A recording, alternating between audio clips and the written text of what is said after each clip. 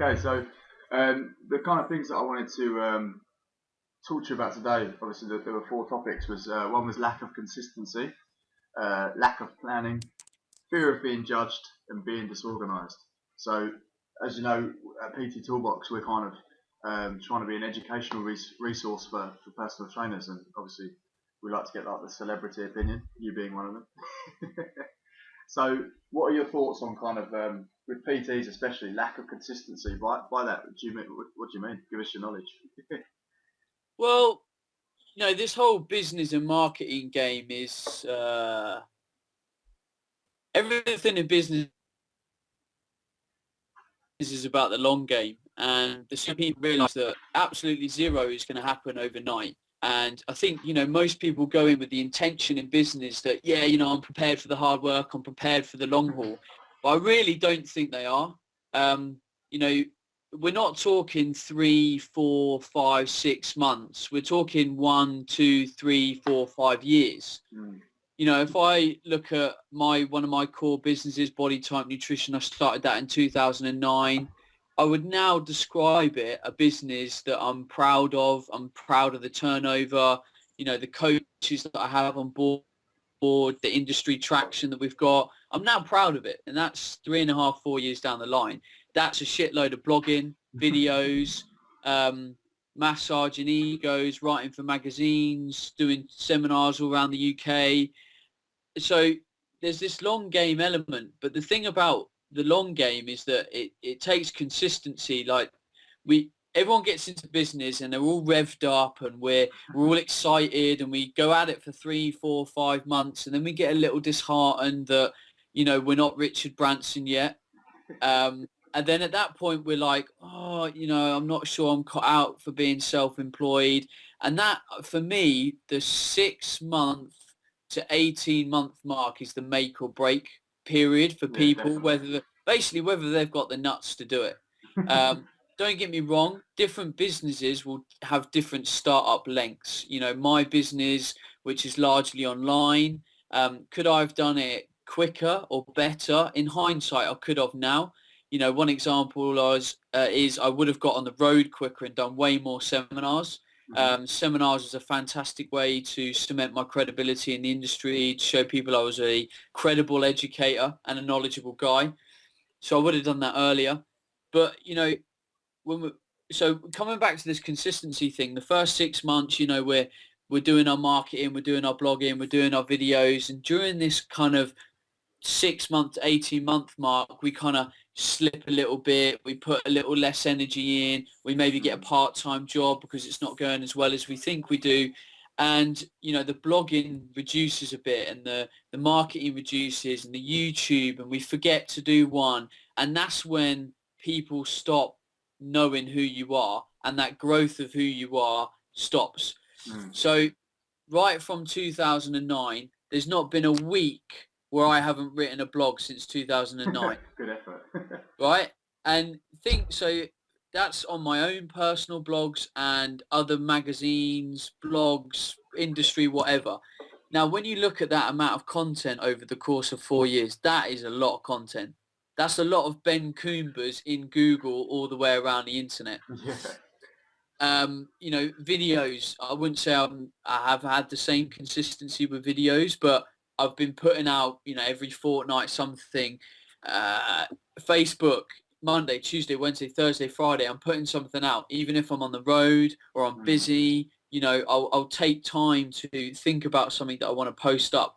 But this kind of links in to like fear, right?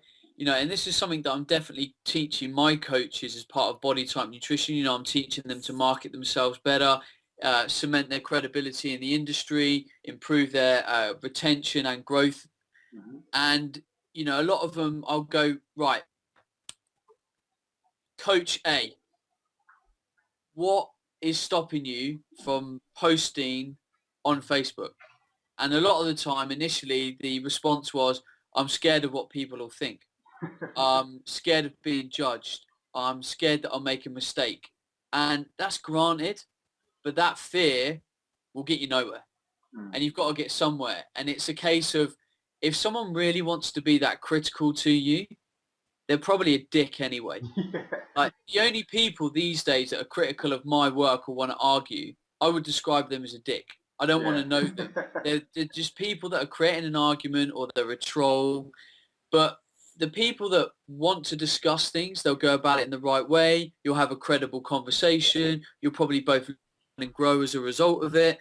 So that consistency does tie into the element of fear. You cannot be scared of what other people think. Otherwise, you will never, ever get anywhere. So true.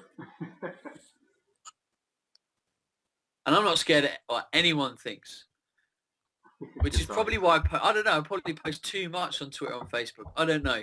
I think But it's a good amount, really, because I follow you on both, and I think it all adds up. I don't think really you can post too much unless it's like spammy, to be honest. But as long as you're giving quality content that's making people kind of think or interact with your web page, that sort of stuff, I don't think you can really go wrong. And I think that's where a lot of PTs go wrong as well. Like, for example, they'll post once a week. They'll post, like just one comment or something. I think they need to, it's about building relationships, really, isn't it? At the end of the day, and that's how people are going to buy from you. So I guess that's where yeah, I mean, I like to think that over the last 4 years, I've created an awful lot of relationships, and those relationships are underpinned by respect for my work and my knowledge and the information that I put out there. And you're right. If I started posting every day on Facebook selling something, then it's going to be spam. But every day I'm posting blogs, videos, like stuff that helps people. And don't get me wrong, I'm in business, I'm self-employed, and I'll sell something now and again. But it's not my direct aim. My direct aim in the industry is to help people. I just seem to have developed a good business trade off the back of it. Awesome. Which has been learned. These things in business, they don't just come naturally. You've got to learn these skills.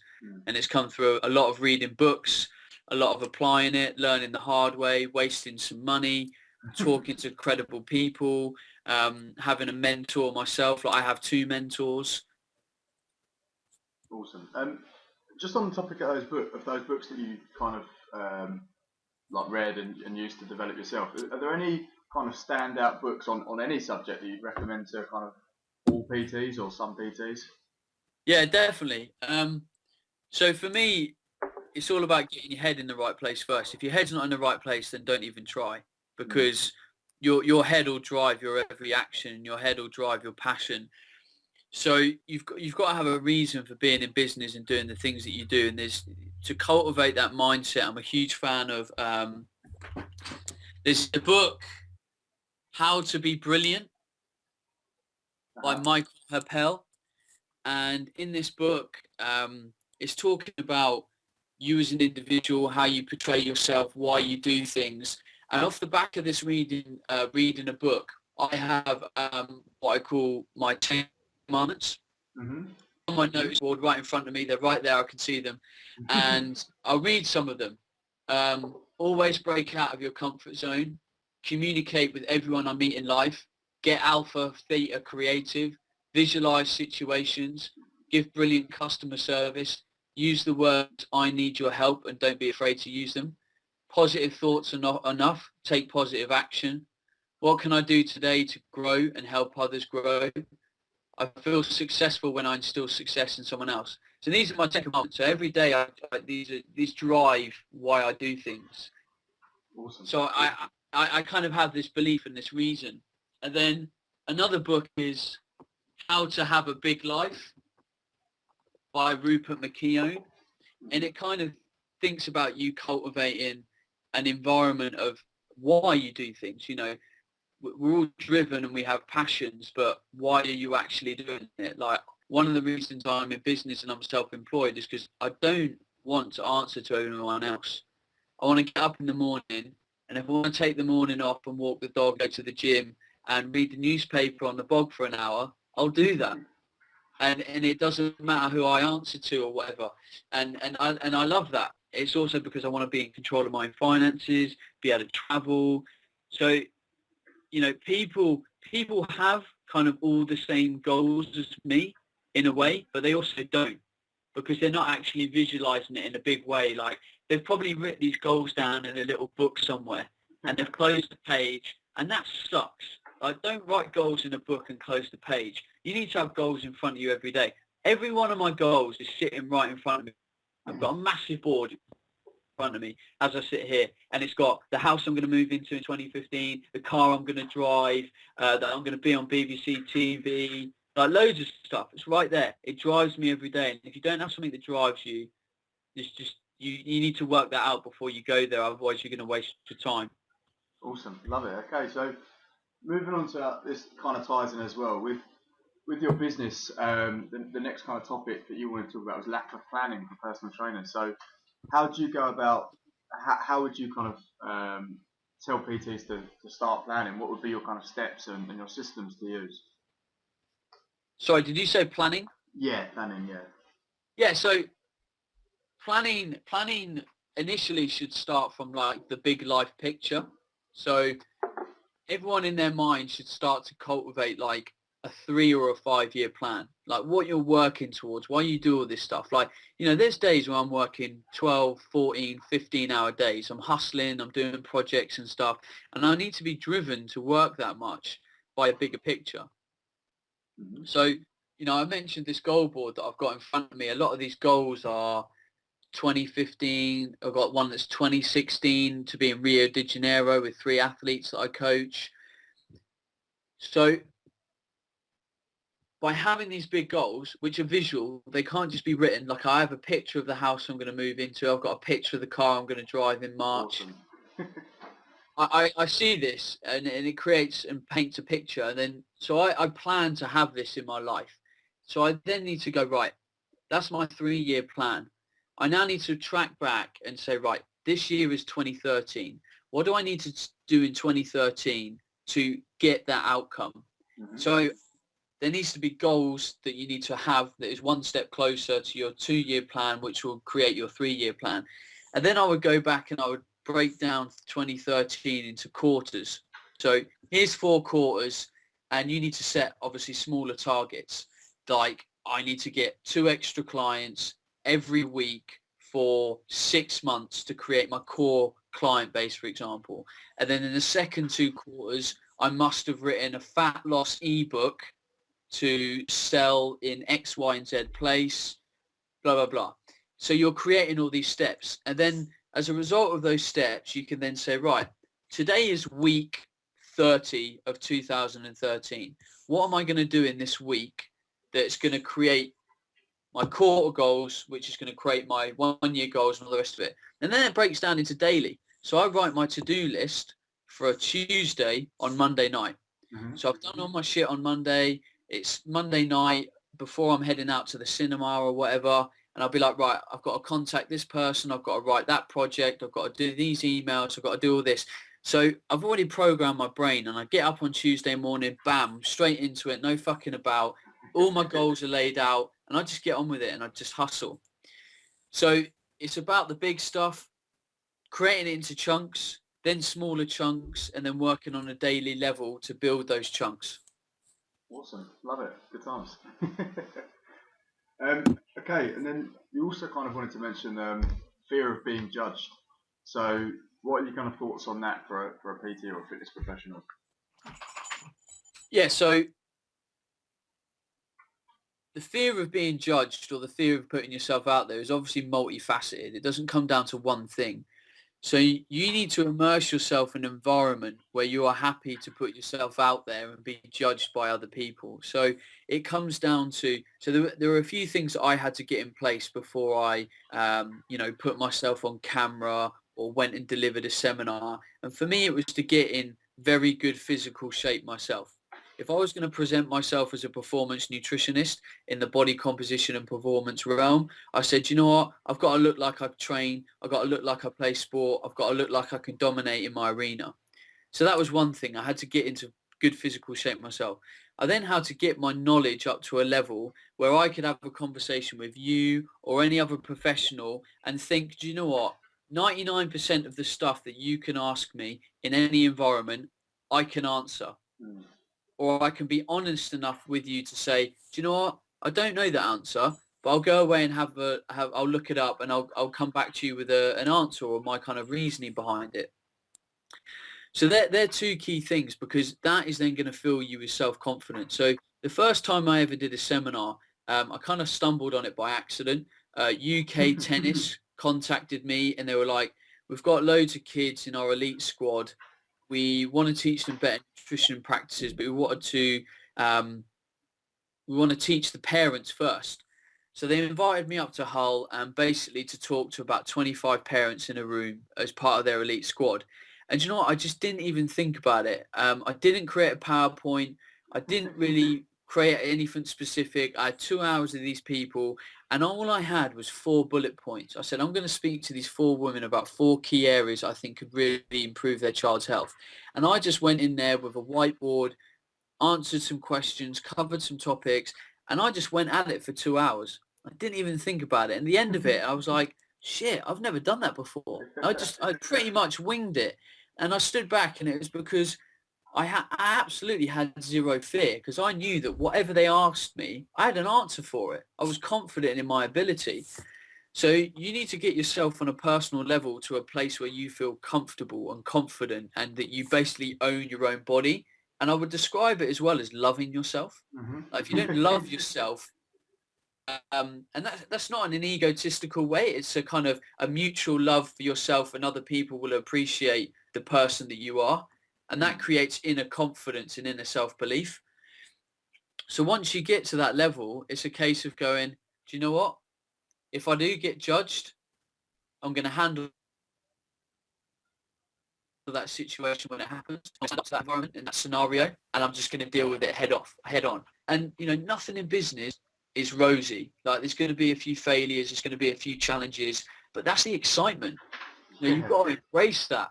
There's days when I've been in arguments with people for hours, and I get to the end of it, and when I've come out the other side of it and I've been right, deep down I'm going to be the one walking away going, yeah, I feel smug. So I think it's definitely a case of you just bringing yourself up to a level. And then a lot of the time it actually takes someone else to go, dude, grow some balls and just do it. I had a guy come around my house yesterday for a consult. He'd driven 6 hours for an hour with me. And the biggest thing he got out of that consult, I said, dude, those YouTube videos you've been promising you'll do for the last 2 years? Just go away and do them. I want to see one next week. Just do it. Are you ready? Yeah, I'm ready. We'll do it. And it's a case of someone else doing it. And then once you're in and you're rolling. Of course, so just basically facing the fear and embracing it, and then just using it to propel you forwards, I guess. Yeah. Yeah, I know that feeling. Good time. If we look at any successful businessman, they'll happily admit, and they'll be very humble, I think, or the ones that I've met, and I've met some wicked people. I've met some of the, the dragons off Dragon's Den, and they're so humble that they're still in a place where they're learning, and they're still scared of some environments, because that's just being humble. And we should always face these challenges head on, because if you don't face that challenge, someone else will, and then you'll be pissed off that you didn't make that decision. Because we all know people that like, oh, I thought of that first. I had an idea to do that business model. I had the Facebook idea and he stole it off me. Yeah, well, you didn't do it because you were too scared to do it, and someone else did it, and now they're very rich. Tough shit. Pretty much. Okay, so the next point was kind of being disorganised from a business point of view. How would you explain that to PTs? What are your thoughts on organisation and systemisation as well?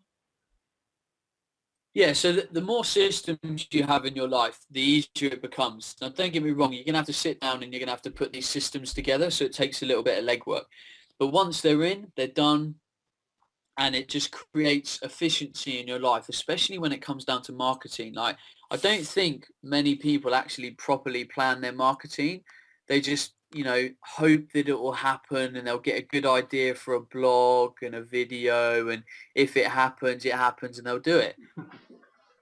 Our marketing schedule is set in stone. Monday we do something, Tuesday we do a blog, Wednesday we do a video, Thursday we do the podcast, Friday we do something funny. It's structured, and then if we ad-lib around that, we've always got key quality content. So thinking about being organised, I'm a huge fan of this crazy, stupid thing called a diary. You know, Oh, people have like apps and calendars and Evernote on computers and all that. I just find it getting away. yeah. Like if I want to write something down or plan something, I just want to open a page, grab a pen and write it down. So I have, a handheld diary that I operate like my daily life on. And then I have a big, huge wall planner so I can see like, for example, I can see all the seminars that I'm going to do in 2014 in front of me now. So I can already start to visualize how my year is going to pan out next year. I've then got whiteboards for all my activities. So I've got a marketing whiteboard. I've got a project planning whiteboard. I've got a marketing web whiteboard for all my affiliates, the people that I work with. I've got a client whiteboard for the clients that I coach in terms of what goals they have and where I'm going to. I've got a financial forecast whiteboard, and these are all on whiteboards because I need to go in, I need to tweak it, I need to change it, I need to stand in front of it, I need to kind of be immersed in it and visualize it.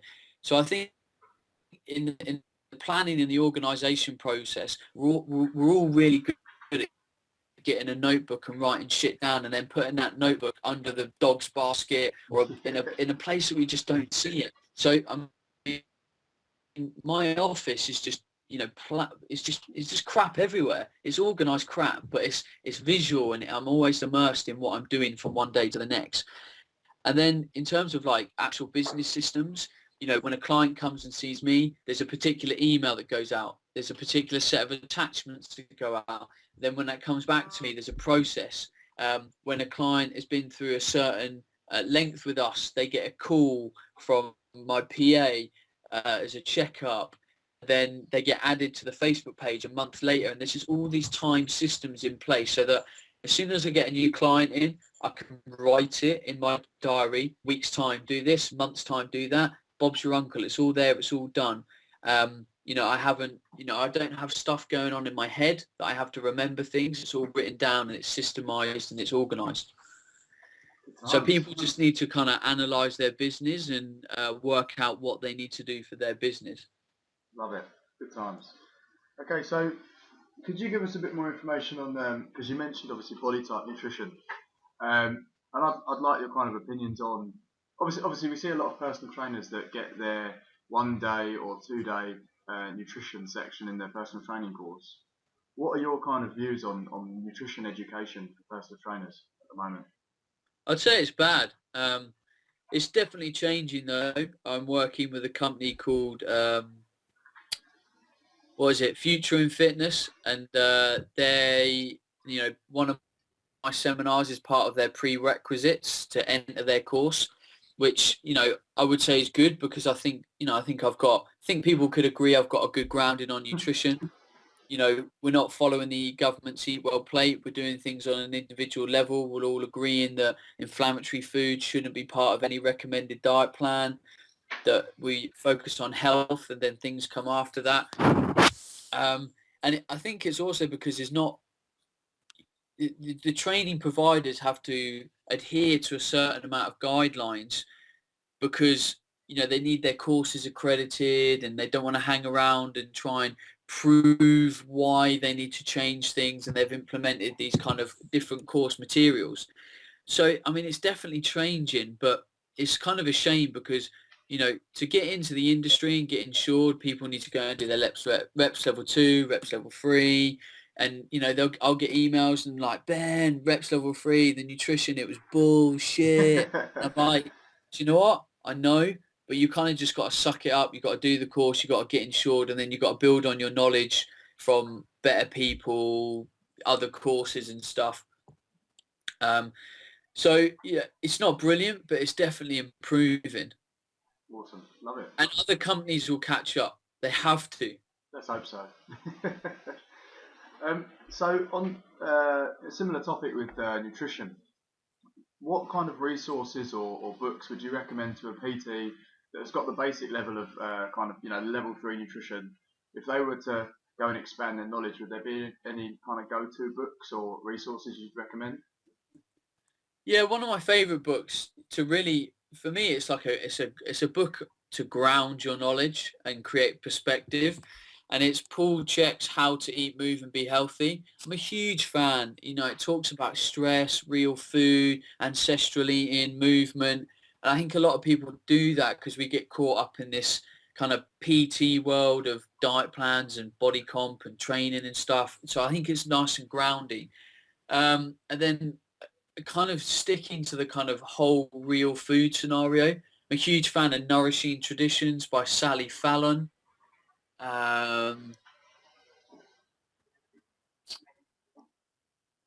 There's a simple little book called Our Natural Diet by Mark Hines. Just writing all these down, and I'll put them in the link section. Sure. Awesome. What else?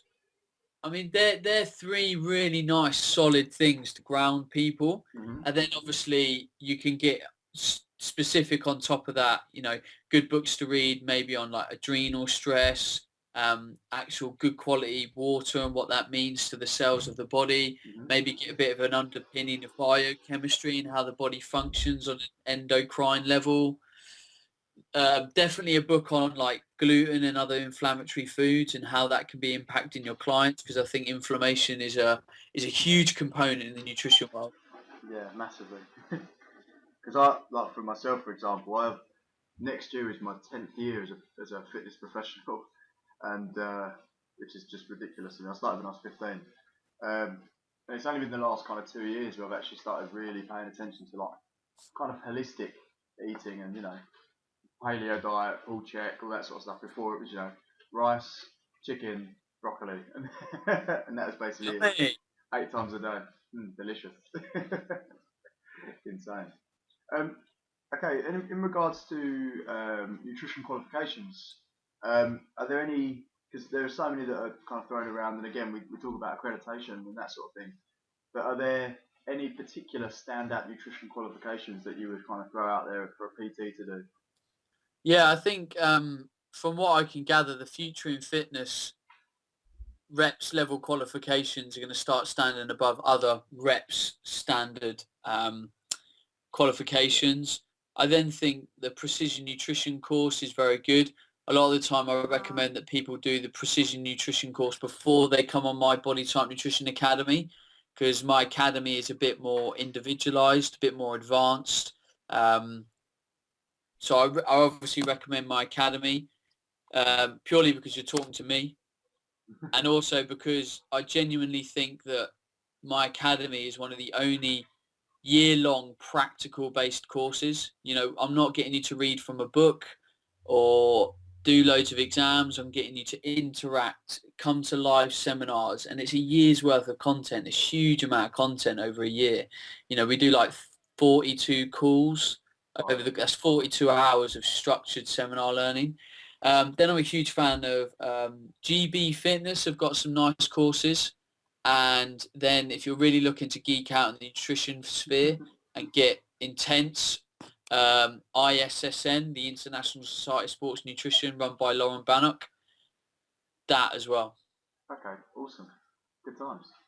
Right, let me just check the time. What are we on? Sweet.